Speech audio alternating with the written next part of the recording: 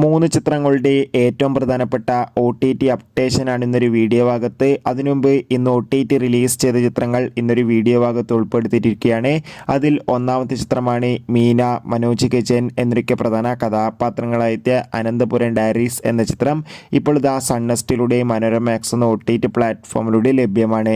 അർജുൻ, നിക്കി ഗൽറാണി എന്നൊക്കെ പ്രധാന കഥാപാത്രങ്ങളായ വിരുന്നെന്ന മലയാള ചിത്രത്തിൻ്റെ തമിഴ് ഡബ്ഡ് വെർഷൻ ഇപ്പോൾ നമുക്ക് സിംപ്ലി സൗത്തിലൂടെ ലഭ്യമാണ്. ഇനി നോക്കാൻ പോകുന്നത് ദിലീപ്, തമന്ന എന്നൊക്കെ പ്രധാന കഥാപാത്രങ്ങളായ ചിത്രമായിരുന്നു ബാന്ദ്ര. ചിത്രം വൻ പരാജയമായിരുന്നു. ഏവരുമേറെ ആകാംക്ഷയുടെ OTT റിലീസിനായി കാത്തിരിക്കുകയാണ്. ചിത്രം ഉടൻ തന്നെ ഡിസ്നി പ്ലസ് ഹോട്ട്സ്റ്റാറിലൂടെ OTT റിലീസ് ചെയ്യുമെന്നാണ് റിപ്പോർട്ടുകൾ സൂചിപ്പിക്കുന്നത്. കാത്തിരിക്കാം. ആന്റണി വർഗീസ് നായകനെത്തിയ ചിത്രമായിരുന്നു കൊണ്ടൽ. ചിത്രം ഈ വരുന്ന നവംബർ മാസം അല്ലെങ്കിൽ ഒക്ടോബർ മാസം തന്നെ നെറ്റ്ഫ്ലിക്സിലൂടെ OTT റിലീസ് ചെയ്യുമെന്നാണ് റിപ്പോർട്ടുകൾ സൂചിപ്പിക്കുന്നത്.